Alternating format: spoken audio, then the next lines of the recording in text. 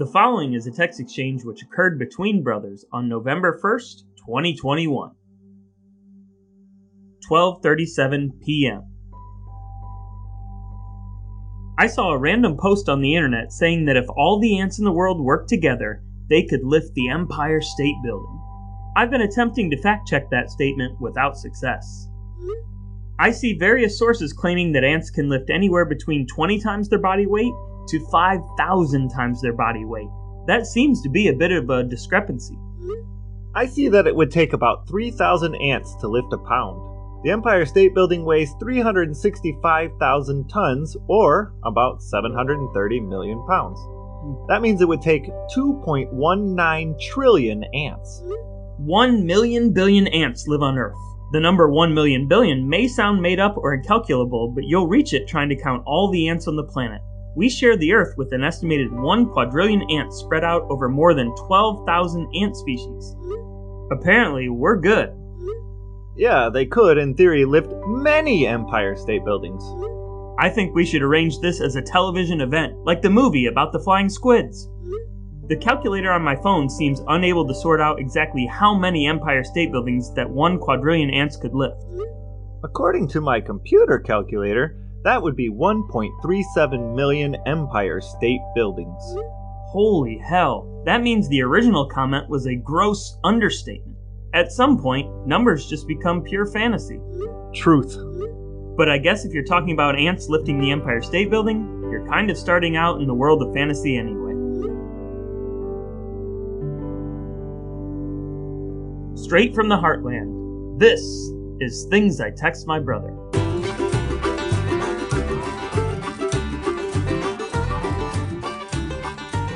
Hey folks, and welcome back to another episode of Things I Text My Brother, a series of conversations which have taken place between the brothers Drouillard on subjects spanning the neighborhood and the globe, which will hopefully leave you smarter, kinder, and better looking.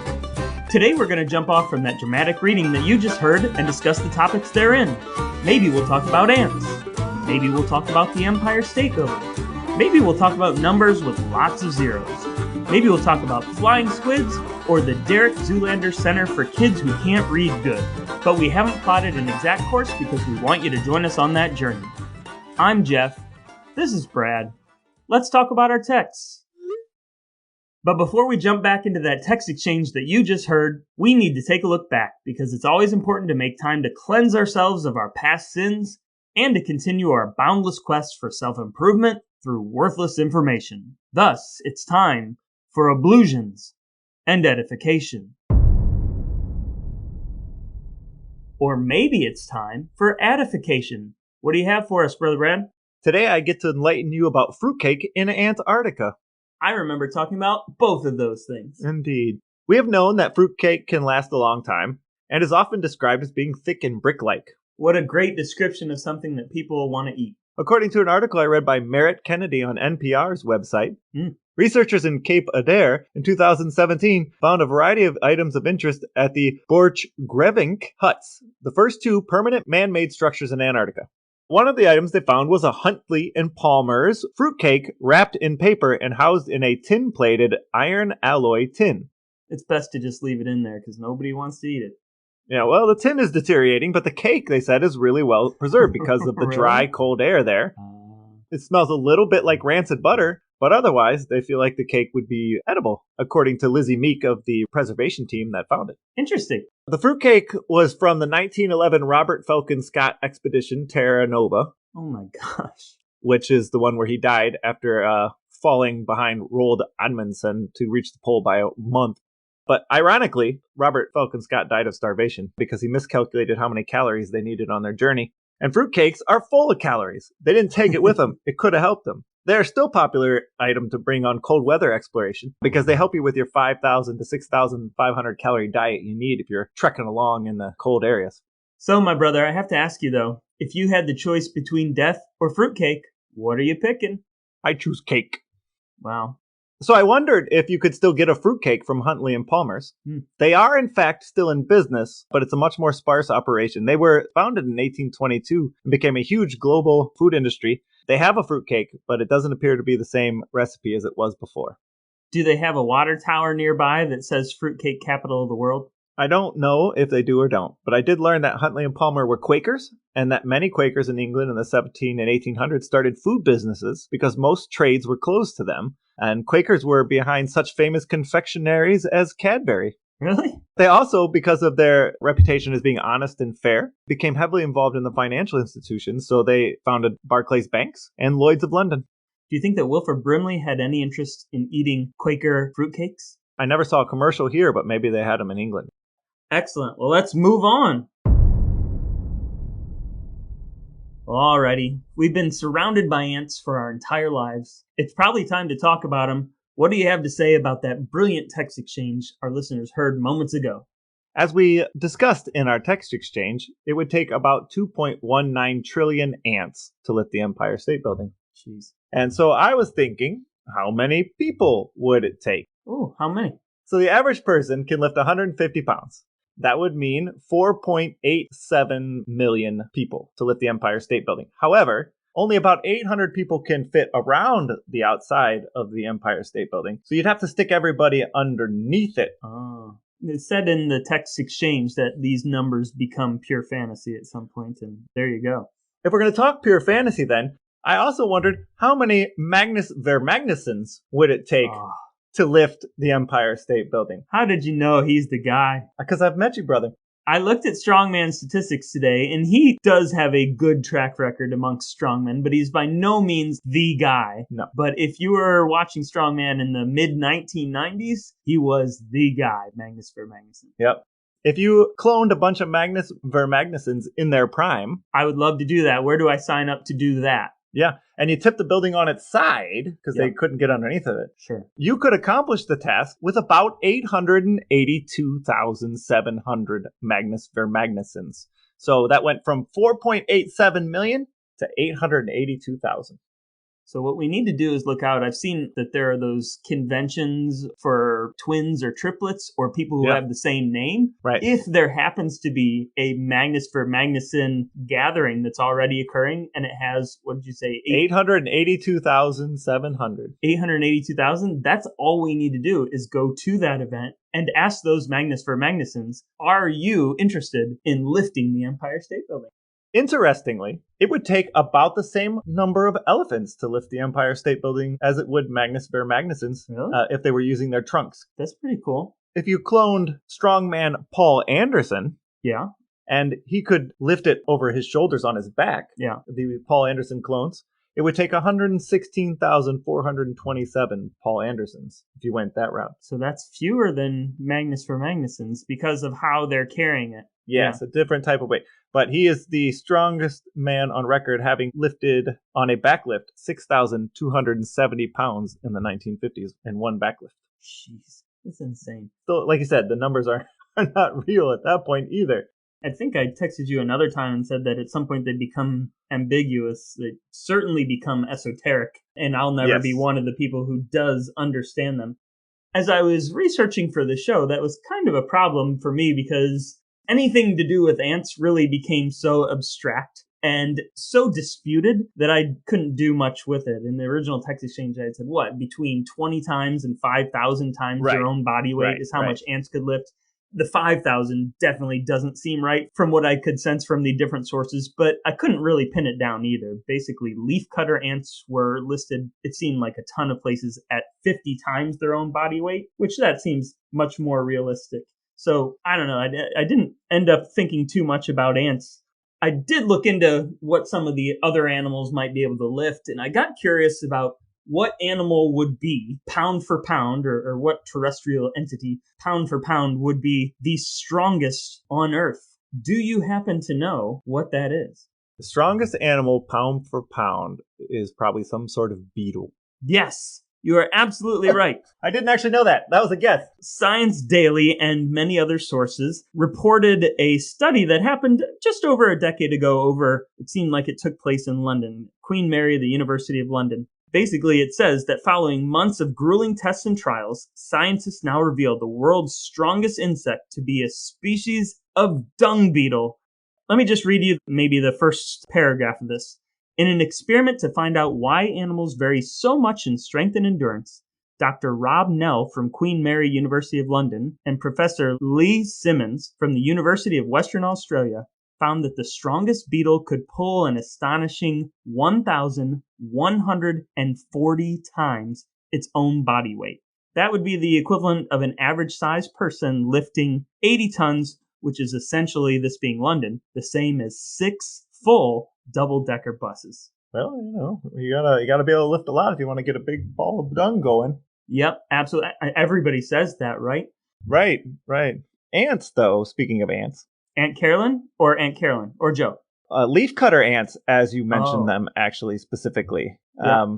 I read a research study saying that all of this is a moot point anyway. Even if we could put 2.19 trillion ants together and tell them to lift the Empire State Building, they don't really coordinate big projects in the way that we thought they might. What do you mean? They don't communicate on grand projects in the way that we've always thought they did. What do they do? According to Northwestern University's Thomas Bochenek, Bocynek, I don't know how you would say that, Bochenek, leafcutter ants in Central and South America clear massive highways through the rainforest for transporting food and supplies. But they don't actually employ stigmergy. Stigmergy? Yeah, stigmergy is the act of self-organization through direct or indirect communication among individuals. So the theory is that community-based insects like bees and ants and other things that do these massive building projects, that they employ stigmergy using pheromones or some other way of communicating with each other. Mm-hmm. There is doubt that pheromones are really the way they communicate, and Bochenek and team studied ants in the lab and in the wild and determined, along with computer modeling, that the rate of clearing of debris would be impossible if ants were wasting time communicating about the task at hand. So less talk, more action. Less talk, more action. But I also found that hard to believe because you see pictures of army or fire ants making bridges out of their own bodies in a big group. The ant bridges are really cool. Right? And they make like rafts out of themselves to escape floods in the forest. And really? Yeah. And so that feels like it has to be some level of stigmergy, but who knows? I don't know. Doing grand building projects may not really be based on communication and teamwork. It just might be that's what their bodies tell them they're supposed to do, so they just do it. That makes sense. Also wanted to say, the Empire State Building at 730 million pounds isn't even 1/10 of the weight of the heaviest building in the world. That record goes to, do you care to guess? I don't know. Maybe it's an old church that has stone. It's not, in fact. It's the Palace of Parliament in Bucharest, Romania, which was finished being built not that long ago. It weighs at least 4 million tons, or 8 billion pounds. That would have been my next guess. It used over 7 billion pounds of steel. But the heaviest building on record having been moved in one piece is the Fugong building in Guangxi province, China, which weighs 33 million pounds. So just, 700 million pounds less than the Empire State Building, but 33 million pounds. In 2004, they moved it 118 feet over 11 days. What kind of harness did they put on the Magnús Ver Magnussons to move that building? Hey, yeah, good question. They slid it on concrete pillars, basically on the ground. 118 feet took 11 days. I did not do any research to find out how long it would take 2.19 trillion ants to move the Empire State Building 118 feet. And then there's just a question of, once the ants get a good grip on it and start moving it, it's just where are they going to take it? And why? What are they going to do with it? I guess maybe turn it into a giant anthill, I guess. Build around the outside of it. It could be just a case of wanting to use that footprint in Midtown Manhattan. So they might just take it and chuck it into the harbor. The city could actually probably use it to build some piers that they could then use for entertainment purposes or something. So maybe if the ants aren't going to cooperate with each other, maybe they could cooperate with the mayor, put it down as a new pier and an entertainment venue, and then they can go back over to 34th and 5th and they can build their anthill. Mm-hmm. All right, well, all this talk about carrying big things and whatever certainly had me thinking about the grip that people have on things while they're carrying it. And Brad, when we're talking about the grip that, let's even say an animal could have on something, can you think of any great movie moment which debates the ability of something to carry something else if it had a good grip? I can think of perhaps Monty Python and the Holy Grail. So what, a swallow carrying a coconut? It could grip it by the husk. It's not a question of where he grips it, it's a simple question of weight ratios. A 5-ounce bird could not carry a 1-pound coconut. That, of course, comes from one of the early scenes in Monty Python and the Holy Grail. And because of that, I ended up going down this rabbit hole, and this actually leads to a rabbit. Ooh. So that makes it even better. Of course, once I was thinking about what a swallow could carry, like they talk about in the movie, that got me thinking about the science of, okay, if somebody's bothered to calculate ants in the Empire State Building, somebody has probably taken some science to the Monty Python equation of could a swallow carry a coconut, specifically a 5-ounce bird carrying a 1-pound coconut. There was a big debate that goes back and forth. Did they ask Tim the Enchanter? Oh, he gets involved later on. That's where the rabbit comes into the story because... Oh, okay. Because nobody ever listens to Tim. Exactly. To answer all of these questions, there was a woman named Cassidy Ward on sci-fi.com many moons ago. The headline of her article was, "Could a rabbit really kill a person?" and other pressing Monty Python and the Holy Grail questions. Ooh. She actually tackled 3 of these very important questions. First, on swallows and coconuts.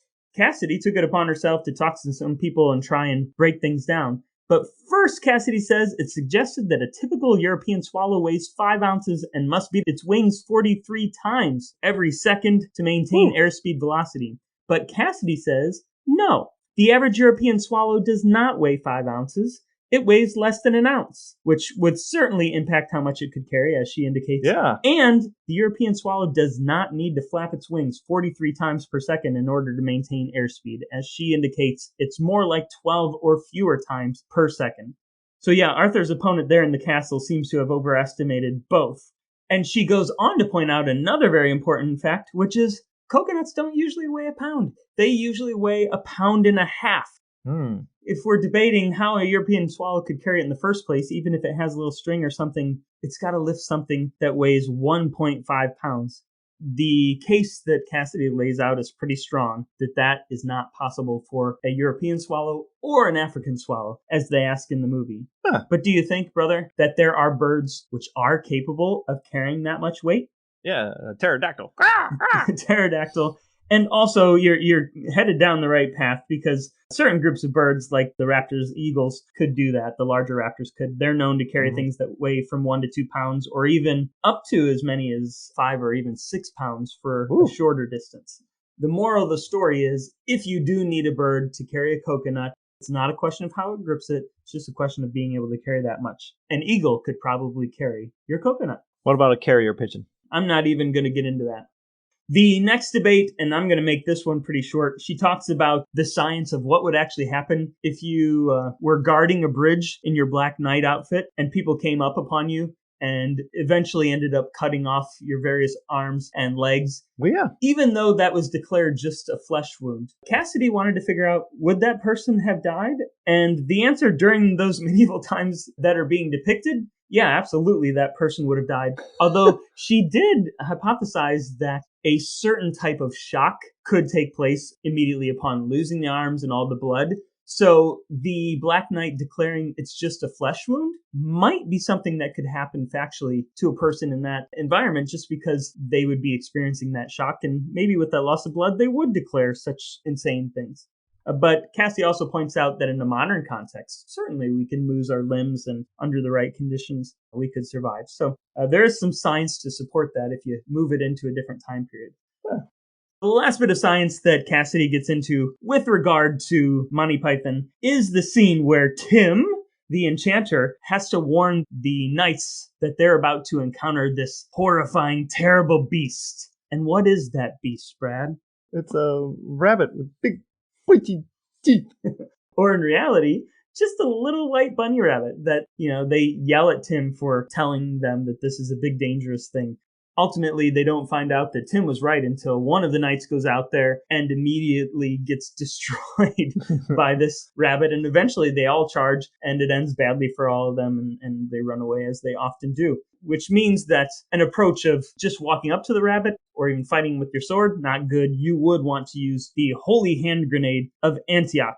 But what I really like that Cassidy pointed out is that she had mentioned that it might not have been that unusual for people in medieval times to be thinking about rabbits fighting humans. Not because they were actually doing that. In fact, rabbits were generally depicted in medieval times as being gentle, being victims of bad behavior of humans and different things. So the rabbit is not seen as this menacing creature, but because of that, it starts to appear in illuminated manuscripts. And specifically, it starts to appear as marginalia, which is essentially, marginalia are the images that often fill up the margins of these old manuscripts on parchment or whatever the case may be. Right. And it was very common for medieval marginal notes to include monsters and half-man beasts and monkeys and more. But there also started to appear this type of marginalia known as drollery. And guess what one of the most popular images that were featured in these comical designs, drollery basically being the comical designs that started to appear in margins. Guess what one of the main images was? Dung beetles lifting giant piles of ants. You'd like to think so, wouldn't you? I would. Well, very common. People like to put in things like a barber with a wooden leg, which apparently was really funny in medieval times. What's his name, Smith? Yeah, a man with a wooden leg named Smith. Or another popular drollery would have been a man sawing a branch out from under himself. And so I'm going to quote directly from an article from openculture.com called Killer Rabbits in Medieval Manuscripts. It said, "This enjoyment of the world turned upside down produced the drollery genre of the rabbit's revenge, one often used to show the cowardice or stupidity of the person it illustrated. We see this phenomenon in the Middle Age nickname stick hair, which was a name for cowards.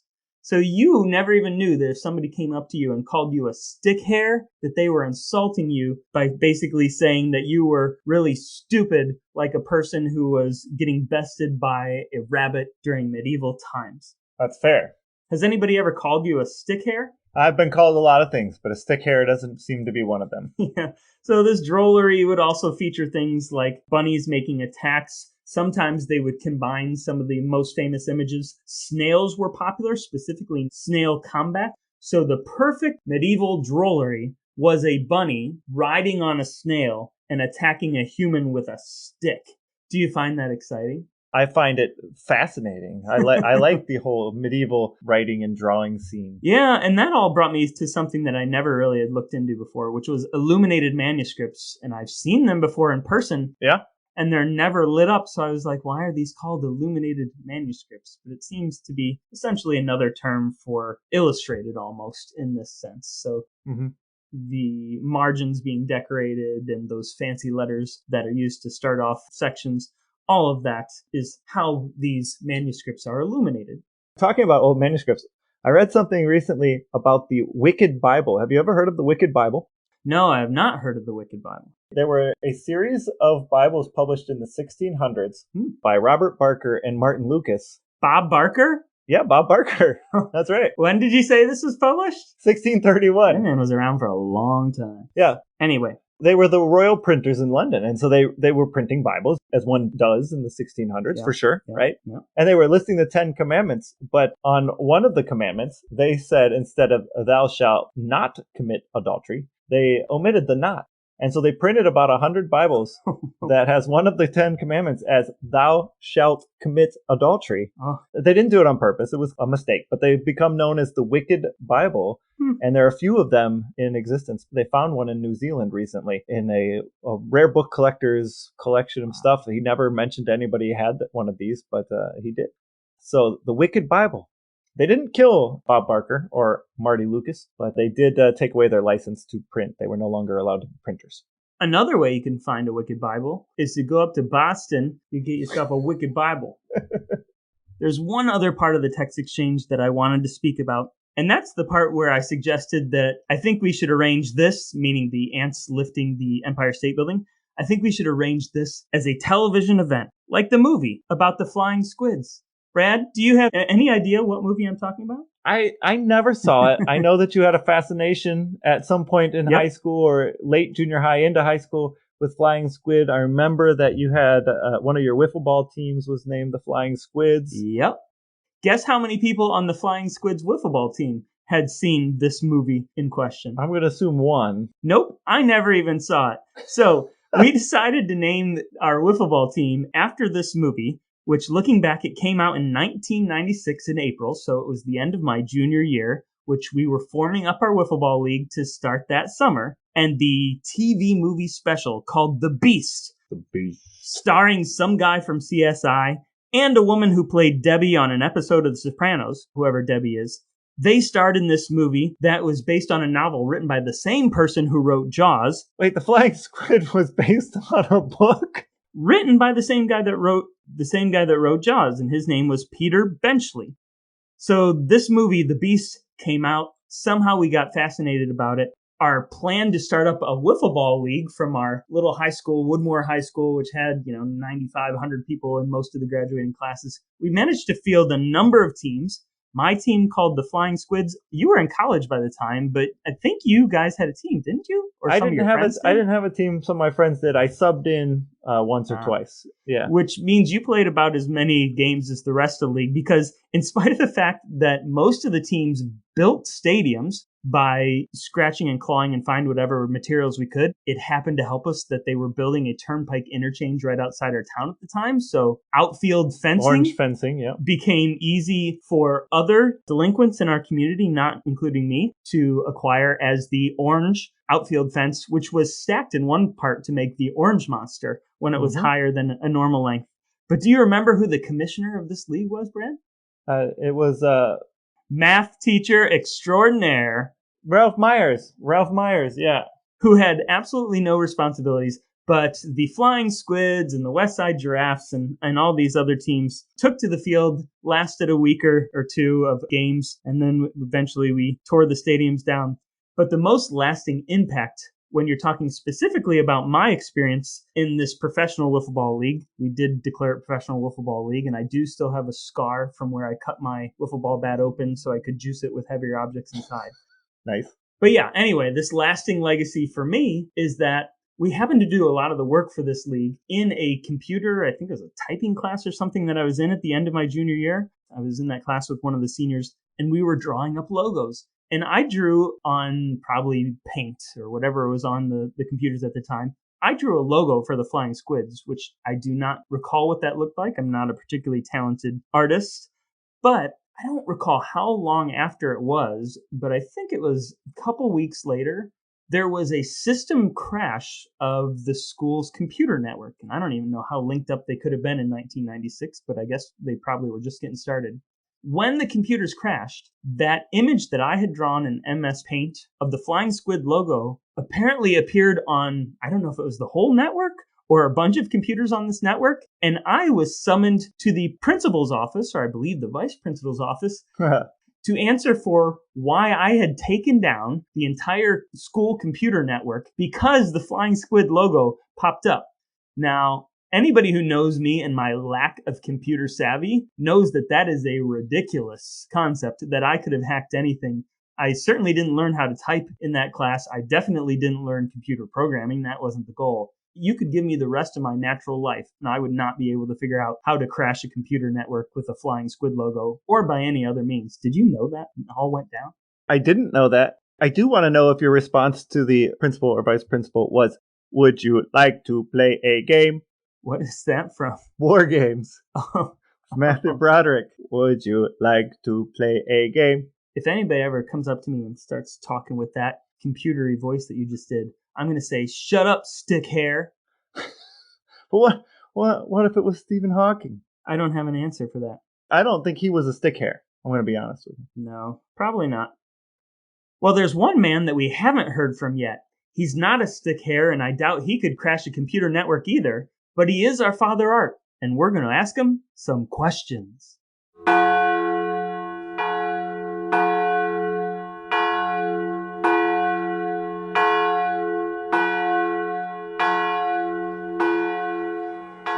If they had a proper grip, do you think all of the ants in the world could lift the Empire State Building? That's a little far-fetched for me, but I do give them credit for the things that they do. I mean, they certainly look like they carry their body weight, which is pretty impressive overall. As someone who watches birds, do you think that a swallow could carry a coconut if it gripped it by the husk? Yeah, birds aren't quite as ingenious to me as squirrels are, so I'd say no. The birds are good at what they do, but I don't think they're quite as desperately inventive as squirrels are. Squirrels are just rodents with an unusually good press, just so you know. What about an African swallow? Would that change your answer? Not sure, because I don't know what an African swallow looks like or what they do. According to the Royal Society's flagship biological research journal, the dung beetle can pull 1,141 times its own body weight, making it the world's strongest insect pound for pound. After about 30 episodes of this podcast, are you tired of talking about this nonsense? No. Once again, I'm very impressed with anybody that can carry their own body weight or better. So kudos to the dung beetle. If you were a strongman competitor, which event would be your favorite strongman competition? Would you like to throw beer kegs over a wall? Would that be exciting to you? I would like to, but I couldn't get them off the ground, I don't think. What about the Atlas Stones? That has a cool name. It does, but my arms aren't long enough to... I can't even reach the ATM machine. I don't think I could put my arms around a stone.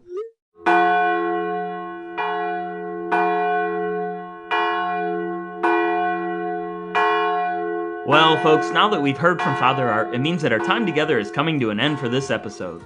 We've said just about everything we're prepared to say about dung beetles, Flying Squids, the Wicked Bible, Ralph Myers, Magnús Ver Magnússon, stigmergy, and stick hair.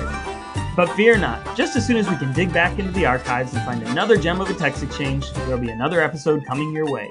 In the meantime, you can head over to our Instagram page at Things I Text My Brother Podcast to drop us a note about what you liked or what you didn't like, or to tell us about something we got totally wrong. You might even have enough time to go tell a friend, an enemy, and a stick hair to give us a listen as well.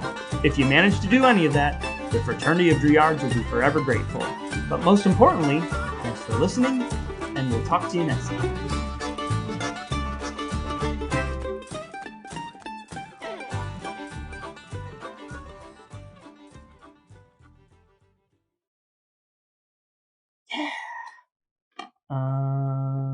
And then, boom! Alright. No, we don't do boom here. We don't? Yeah, we do. No, we do boom before that. What? We do boom when you announce the... And I do it at the end of the segment. No. There's always been two. Is there? Oh. There's two every time. Oh, man, it's like I've never recorded with you before. What's the name of our podcast? Things I Text My Brother? Is that right? Maybe. We'll have to get you a T-shirt with the podcast name on it, just so you know what it is. Have one of the cups in my shopping cart. I just keep forgetting to buy it. One of the pint glasses? Yeah, that has the name of the show on it, so I can put it on my desk when I record, so I'll remember.